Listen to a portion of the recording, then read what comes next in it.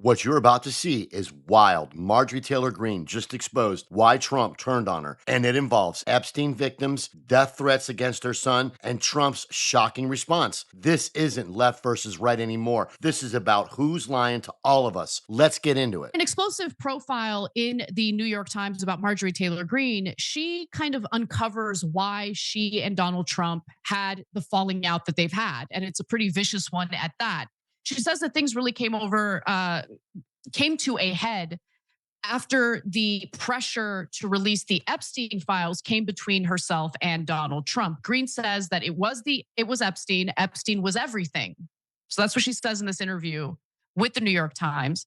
And that Trump was livid that she held a press conference with some of Epstein's victims and that she threatened to expose some of the other men who were alleged to have abused these girls.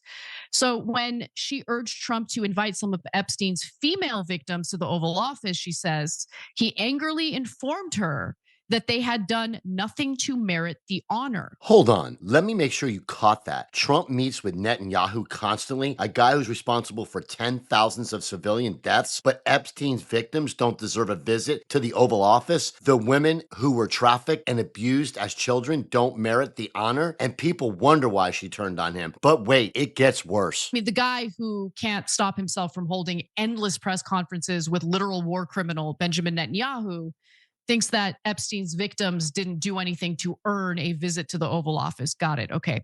It would be the last conversation Greene and Trump would ever have. Now, he dubbed her Marjorie Taylor Greene, as we all know. And a day later, she actually received a death threat against her college aged son with Trump's new nickname for her in the email subject line. Greene promptly texted that information to the president. According to a source familiar with the exchange, his long reply made no mention of her son. Instead, Trump insulted her in personal terms when she replied that children should remain off limits from their disagreements. Trump responded that she only had herself to blame because he's an unbearable prick and you should expect him to have a pathetic response like that.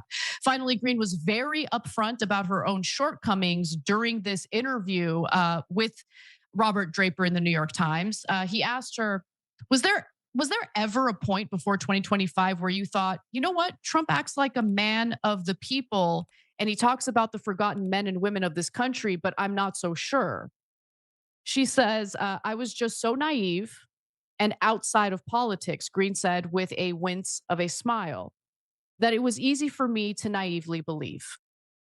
And I relate to that. I definitely, when I was 100% partisan brained, I was naive enough to think that the Democratic Party would somehow be better than the Republicans on the big issues that matter the most, right? That right here is the moment. Both Anna and MTG realized the same thing from different sides. They were sold a lie. And here's what's crazy. How many of you are still falling for it? Whether it's the red team, the blue team, the playbook is the same. Make the promises, take the corporate money, do nothing. Keep watching because Cenk is about to break down exactly how the scam works. Issues of war, issues of the economy, issues related to Israel, for example.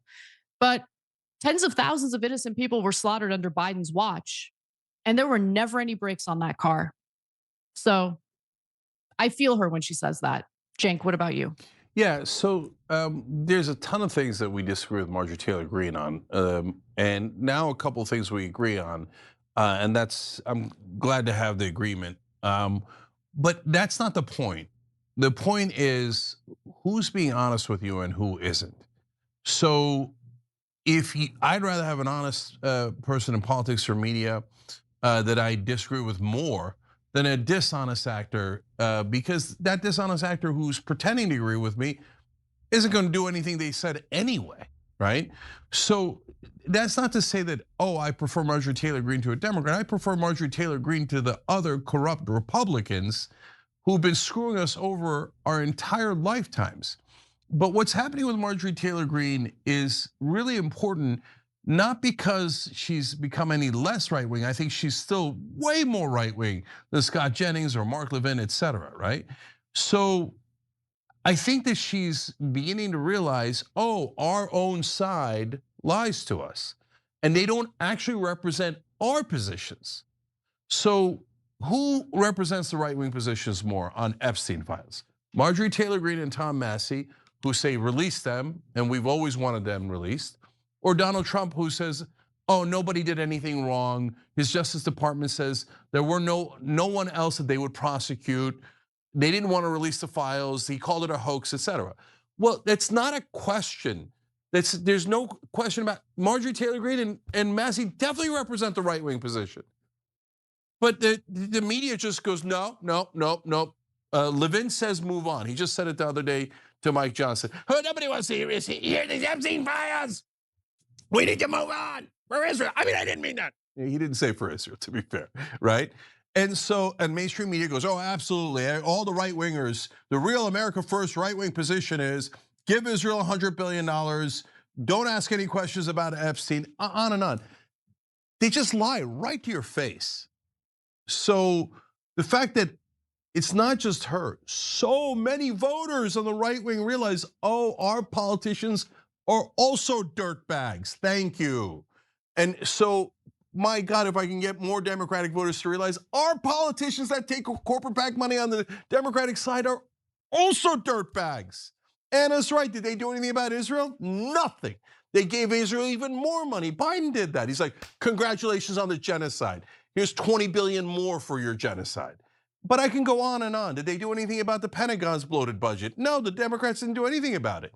They don't do, all those corporate politicians never do anything about anything. And the job of people like Scott Jennings, who are pundits in mainstream media, is to lie to you en masse to get you to bow your head, not to the Republican Party or the Democratic Party, but to the uniparty that is pro-corporate, pro-donor, pro-foreign governments. Here's the reality. Whether you're on the left or on the right, you're being lied to by the establishment. They care about corporate donors, foreign governments. If this opened your eyes, hit that like button and subscribe to Straight Fire Politics. We're exposing the corruption on both sides. Drop a comment. Are you team MTG or team Trump on this? Let's talk about it.